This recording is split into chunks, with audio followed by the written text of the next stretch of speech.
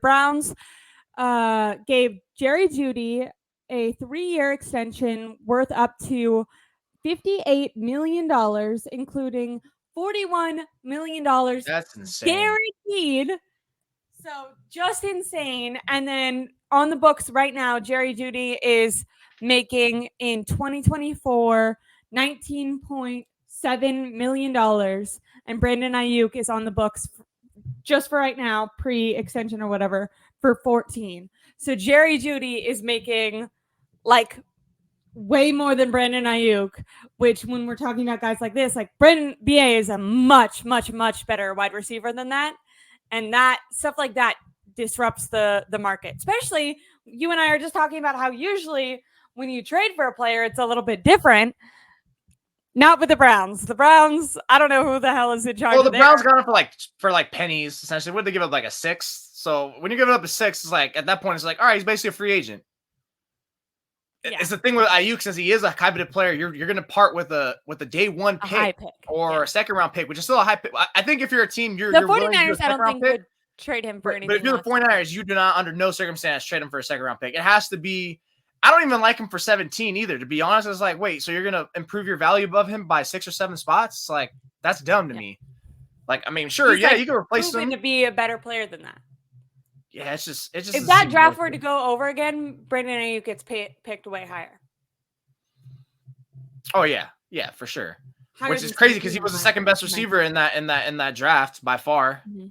It's him and CD, and then it's like a gap, and then it's him, CD, and Justin and Jettas. Obviously, he was the third best. I think he's gonna try to make as much. If he gets paid after Lamb, I think he's gonna want as much as CD.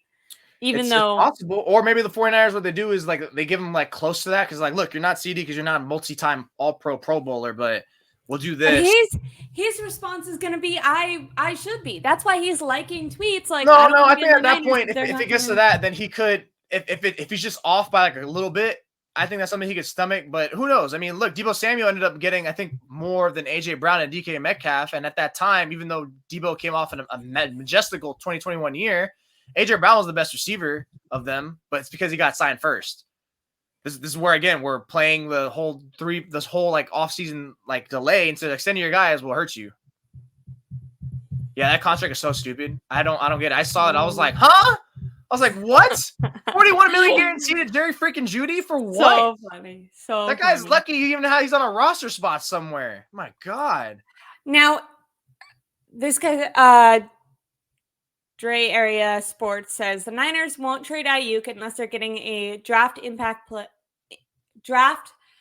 basically a high draft pick or a player in return. Well, we found out if those drag rumors are true, that actually they want both. They want a high draft pick and an impact player. That just goes back to the 49ers. I don't think you're reading that wrong. I don't think that the Niners asked for Zay Jones. I think the Jaguars are offering Zay Jones because the same thing, because Zay Jones makes $11 million. And guess what? Guess where that $11 million is going to go? So added on an extension, Aiyuk. Okay. I don't think it's necessary the 49ers wanted Zay Jones. Zay Jones wouldn't fit. I didn't realize that. Plus, I think Zay Jones has some off. I read something like a tweet. I was like, wait, he has off-season issues? I don't know if he got something happened. I don't know. But his little situation looks bizarre, and he's someone that the Jags want to not have on their team, especially at the cost of, like, if you're going to bring in Aiyuk. But, yeah, if you're going to trade Aiyuk, if you don't take a first-rounder and say you take a second-rounder, you would probably ask for a very nice, capable starter. But that's not really common. Like, if you're a team, you would rather part with your first-rounder for a rookie and then just get a guy who's sweet and keep that other nice starter on your team. But, yeah, if you're for 49ers, it makes some sense to get someone who can be immediate impact, like, right from the get-go, because you're not going to – what are you going to play this whole, like, we're going to string them along, develop thing? Like, that doesn't work. Like, we're not going to do that. I completely agree. Now, someone – really quickly, I just wanted to address this because I do know you have to go pretty soon because you're getting a haircut. Because, like I said, everyone, it's going to be Jose's birthday, so he's trying to look all handsome. But this guy says, Raymond says, let him go. We don't need divas. Remember Owens. My first instinct is Terrell Owens, the superstar. I don't think the 49ers would be against that. Second of all, try to get your money doesn't make you a diva. And I think this doesn't even feel like a diva move, just because like people are just, if it's a diva move, you're already drawing heavy ass assumptions that that tweet to Mike Tomlin was a sign, and that this is where media is such a poisonous thing for all you guys reading into that. It's like this is what's so wrong with everyone nowadays. You read so much into this stupid crap that has no implications ever. It never did. Remember all those times again 2 years ago? Deebo Samuel did the same thing. What ended up happening? Where did he go? Where did he go? Did he get traded? No. But my thing is, I do think that the point of it is to try to rile up the fans and potentially put pressure on the organization, whether or not it works that way or not. I do think that is, I think it's social media is a way for these players that are in contracts that maybe don't feel like they have power, maybe makes them feel like they can apply a bit of pressure. But I don't understand fans' reaction to this. Like, I think all year people have been super down on Deebo. And I understand his play is down, but it feels like after that offseason where Deebo had the contract disputes going on, the fans really turned on him. And I never understand that. Like, imagine at your job, you asking for more money. Like, why would that make your readers mad at you? Like, they'd be like, no, like Jose's a hard worker. Like, we want him to get paid. I don't really understand. Why do fans, Alberto says he's kind of a little bit on the other side where he says, don't hate the player, hate the game. Right over here, I think he's going to get way more than the Calvin Ridley contract, in my opinion. Way better player. Way better, younger, all that. But do you understand that, like, from the fans' perspective, that these fans that start being like, okay, well, if you want it's always great until the player starts asking for a contract extension that's going to make your salary cap block. It's like, oh, I don't know about, like, and again, it's not about no one's pocket pinching. Obviously, like we said last week, like, oh, we don't. It's a salary cap league, so of course we're worried about that. But yeah, it's the part where all of a sudden it's like you turn on them when they're like, it's like, dude, that's part of the business. Like, don't get mad at them for like working the system. Like that's part. And I'm not saying.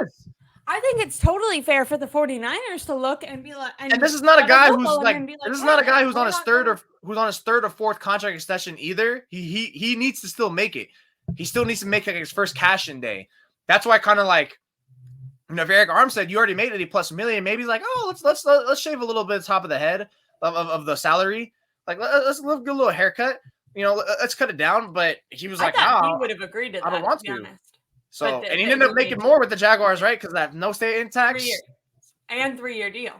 Yeah, so security, boom. That's the thing. Like, you're always looking for it. Not everyone's a Brady where it's like, yeah, like, I want to win. Like, and I don't blame them. No one should be that way. Also, like, people need to remember, like, Brady was married to, like, a billionaire supermodel. And you know what I mean? Like, it so. might have been a little bit different if, like, he was the main breadwinner, which it seems like a lot of these guys are. All right, time for me to go. Okay. Yeah. Everyone, wish Jose a happy birthday. Make sure to follow him on Twitter. Let me hide this right there and read his articles and leave him lots of good comments. You can exit out and I'll say goodbye to everyone. Thanks, guys. Bye, guys. Everyone, make sure to say thank you to Jose. I asked him a little bit last minute and then he was going to try to do it later, but I have some work to do later, so I couldn't do it. And he made sure to get in here so we could talk about BA before, because I find all that stuff interesting. I know a lot of people poo-poo it or say that it's just drama, or say that it doesn't mean anything. But Brandon Aiyuk liked a tweet saying the 49ers are calling, and he's saying, no, I'm not picking up. So I don't know. I feel like whether or not it amounts to Brandon Aiyuk actually being traded, I do think it means something. Like, I don't think it's fair just to dismiss these things. Bundy says, happy haircut, Jose. I meant to say happy birthday, but he's going to go get a haircut for his birthday. And then really quick, also says, honestly, I don't think so. BA is getting 26 what the 49ers want, at least around 30 what BA wants. Oh, I think they're just talking about the amount of money that they are going to get. I think Brandon Aiyuk will get somewhere. That Jerry Judy contract really fucks things up. I can't believe he's getting $20 million a year. I think that BA is going to want somewhere between 26-30 probably. BA's camp is just playing the game. I don't think any player is lining up to play with Russell Wilson. Yeah, I mean, I think it's fair for players to play the game. I often have I've made I think this is kind of controversial for fans, but I think that the 49ers should take phone calls and should listen to offers, because I think what Brandon Aiyuk is worth, because of how well he can run his routes, how well he can block, his physicality, I think he's worth and can produce as much as a Justin Jefferson potentially if he was that number one target in a pass first offense. But unfortunately, he's not a number one target in a pass first offense.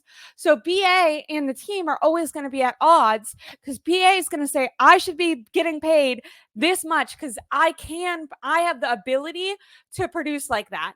And then the team, on the other hand, is going to go, we don't care what your potential ability is. On this team, what you're going to produce is around this level. So we're going to pay you around this. So I don't know. I don't see a problem with the team lowballing Aiyuk and trying to get him to come down and be like, hey, on our team, that's not what we do.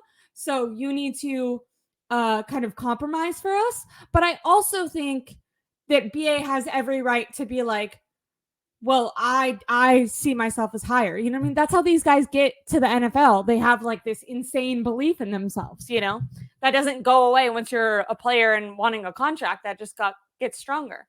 I agree with Michelle and Ness right now is saying, or maybe Mitchell and Ness. Sorry if I said that wrong. But 49ers will keep Aiyuk and probably trade Debo next year. Just my 2 cents. I see a strong I can see that being very possible. The reason I'm hesitant is Kyle Shanahan and Debo Samuel are very close, so it might be hard for Kyle to move off of Debo, but they did not extend him this year, and they extended even like Javon Hargrave and stuff, like a lot of these guys, and they would have freed up a lot of cap space if they would have extended Debo, but they didn't do that, which allowed them to have that option to move off of him with no dead cap next year. And something they could even do, which Brandon Aiyuk would probably not like, is just make BA play out on his 5th-year option. Like, they're in zero obligation to trade him right now. So they can keep him, make him play on his 5th-year option, and then extend him next offseason if they want to, and let Debo go.